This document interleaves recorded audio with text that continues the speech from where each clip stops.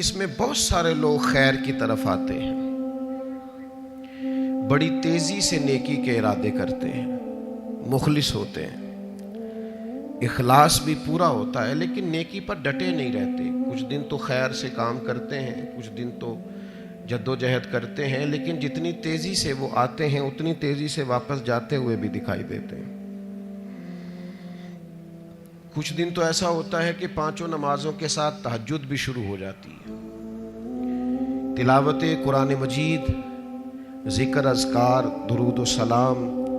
اور اگر طریقت سے وابستہ ہیں تو شیخ کے بتائے ہوئے اسباق، مراقبہ، ذکر، فکر، ساری چیزیں ہو رہی ہوتی ہیں۔ لیکن چند دنوں کے بعد محسوس ہوتا ہے کہ جیسے وہ اس رستے سے ہٹتے جا رہے ہیں اور کمزوری دکھاتے جا رہے ہیں۔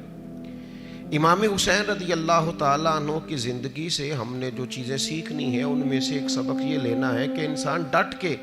دین پر کیسے کھڑا ہو سکتا ہے۔ آپ یقین کیجئے بہت سارے لوگ ایسے ہیں جو مخلص ہیں، چاہتے ہیں میں دین پر عمل کروں، لیکن صرف اپنی برادری کا مقابلہ ہی نہیں کر پاتے، اپنے دوستوں کے بیچ ہی سٹینڈ نہیں لے پاتے،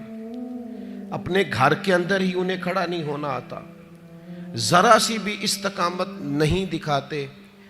اور آج کل تو ماحول اس طرح کا ہو گیا ہے کہ نوجوانوں کے اندر قوت فیصلہ ہی نہیں، قوت ارادی نہیں، کروں نہ کروں، چلوں نہ کروں، یہ ٹھیک ہے کہ نہیں ٹھیک، آپ بھی بتائیں ایسا ہو سکتا ہے، چلیں آپ بھی، بھئی اتنے مشورے آپ لے رہے ہیں، آپ کر ہی نہیں سکیں گے، آپ میں قوت فیصلہ ہی نہیں ہے، آپ نے طے ہی نہیں کیا آپ نے کس رستے جانا ہے، تو منزل کب آئے گی؟ 99 لوگوں نے کہہ دیا ہے کپڑے تجھے اچھے لگ رہے ہیں، صرف ایک نے کہا ہے کہ ذرا سینے والے نے ٹھیک نہیں سیا، تو آپ پریشان ہو گئے۔ اتنی جلدی کمزور پڑ جانا، اتنی جلدی استقامت چھوڑ دینا۔ اور پھر ایک طبقہ ایسا بھی ہے جو بڑا باصلاحیت ہے، بڑی زبردست طاقت رکھتا ہے، کام کرنے کی ہمت رکھتا ہے، وسائل بھی ہیں، ذرائع بھی ہیں، سلیقہ بھی ہے، شعور بھی ہے، نہیں ہے تو استقامت نہیں ہے۔ چونکہ استقامت نہیں ہے تو ساری صلاحیتیں ہونے کے باوجود وہ لوگ کبھی کامیاب نہیں ہو سکتے، کیونکہ ان کے پاس استقامت ہی نہیں ہے۔ اللہ تعالیٰ نے قرآن مجید کے اندر اس بات کو بیان فرمایا ان الذین قالوا ربنا اللہ ثم استقاموا۔ یہ قرآن مجید کا ذرا انداز کریمانہ دیکھیے، فرمایا بے شک وہ لوگ جنہوں نے کہا اللہ ہمارا رب ہے، ثم استقاموا، پھر وہ ڈٹ گئے، جم گئے اس بات پر اللہ ہمارا رب ہے، پھر اس پہلو پر پورے طور پر وہ کھڑے ہو گئے، تو یا اللہ انہیں کیا ملے گا؟ فرمایا تتنزل علیہم الملائکہ، ہم ان کی مدد کے لیے فرشتوں کا نزول فرما دیں گے،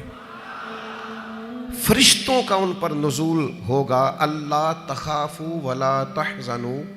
فرشتے ان سے کہیں گے نہ خوف کھاؤ نہ غم کرو، وابشروا بالجنۃ التی کنتم توعدون، اور اس جنت پر خوش ہو جاؤ جس کا وعدہ تم سے تمہارے رب نے فرمایا ہے۔ ان الذین قالوا ربنا اللہ ثم استقاموا، جنہوں نے یہ کہا اللہ ہمارا رب ہے اور پھر اس بات پر وہ ڈٹ گئے، جم گئے، ٹھہر گئے، استقامت دکھائی، کھڑے ہو گئے۔ یہ نہیں فرمایا کہ فرشتے آئے تو وہ ڈٹ گئے، قرآن مجید کی ترتیب یاد رکھیے، فرمایا پہلے وہ ڈٹے، ثم استقاموا، پہلے وہ ڈٹے، جب وہ ڈٹ گئے تتنزل علیہم الملائکہ، پھر اللہ نے ان کی مدد کے لیے فرشتے بھی نازل فرما دیے۔ پہلے تمہیں ڈٹنا ہے، فرشتے بعد میں آئیں گے، تمہیں ایک دفعہ ڈٹ کے دکھانا ہے کہ ہم ڈٹ گئے، ہم کھڑے ہو گئے، پھر فرشتے آئیں۔ ویسے تو علماء تفسیر اکثر نے یہی لکھا ہے کہ یہ جو فرشتے آتے ہیں نا مومنوں کے پاس، یہ موت کے وقت آتے ہیں، اور یہ بھی بڑی نعمت ہے کہ موت کے وقت فرشتہ آ جائے اللہ کی مدد لے کر۔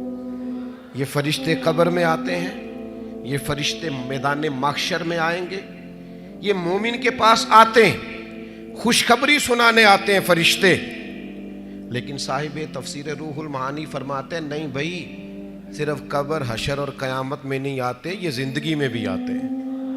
یہ مومنوں کے سینوں کو کشادہ کرنے آتے، انشراح صدر دینے آتے، انہیں تسلی دینے آتے۔ تم خیر کے کام پہ نکلے ہوئے ہو، اللہ تمہاری مدد کرے گا، ان کے سینوں کو ٹھنڈا کرنے آتے۔